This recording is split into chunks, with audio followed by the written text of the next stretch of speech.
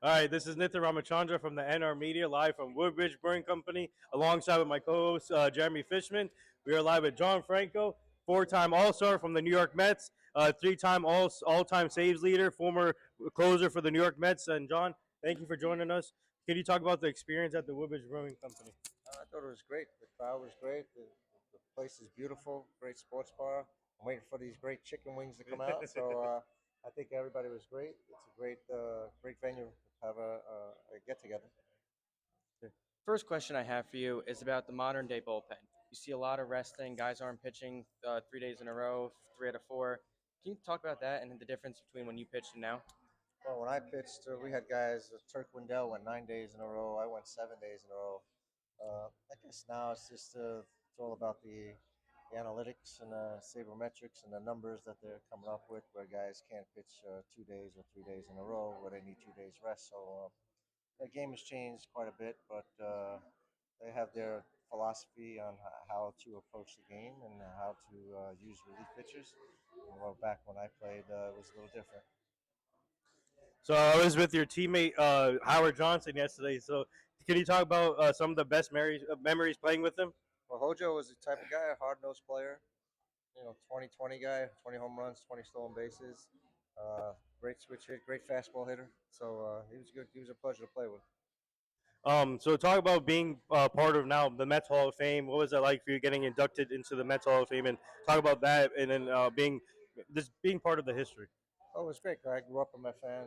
I was very fortunate to come home and play 15 years for the Mets, be a team captain, and to be inducted into the Met Hall of Fame is a lifetime dream come true. For someone who grew up a Met fan and now I'm in the Hall of Fame, it's a really great accomplishment.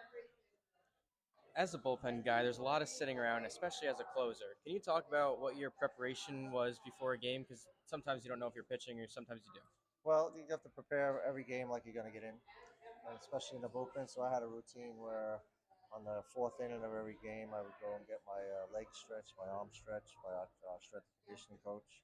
The trainer would stretch you out a little bit. And then I would go to the bullpen and watch the game, and I try to visualize how the game was going on. If it was close going down all the way, then I try to see from the seventh inning on who I might be facing in the ninth inning. So we had a book on everybody, how to pitch certain guys, but basically I just see how the flow of the game went. I want to ask you about Edwin Diaz. Obviously, tough year for him, missing the year. But what do you expect for him this year? Being a fellow closer, being healthy now in spring training. Talk about his expectations. Well, it's high expectations, that's for sure. They missed him a lot last year. He's one, if not the best reliever now in the game.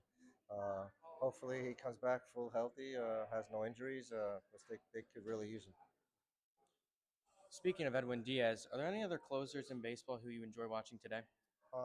Josh Hader, I like enjoyed, but mostly Diaz, and being a New York guy, I always pull for him, and he's enjoyable to watch. One final thing for me: who was the toughest hitter they had to face in your career? Tony Gwynn. Tony Gwynn. Wow. Whew. Yeah. Yeah, my final thing. Talk about catcher framing. Today it's seen more than ever how important it is. How important did you value it while you were playing, if you value it at all? I really didn't value it though. We had some good catchers with the Mets, and even when I was with Cincinnati. So Bo Diaz, Mike Piazza, Charlie O'Brien. Those guys were just great catches. You just wherever that glove was, you just try to hit it. They really didn't do too much framing. I think today they do a lot of framing and try to get away, try to get those call strikes. But umpiring is a little different today than it was back then. All right, there you have it. Former New York Mets closer John Franco, live from Woodbridge Brewing Company. Thank you. Thank you so much. You got it.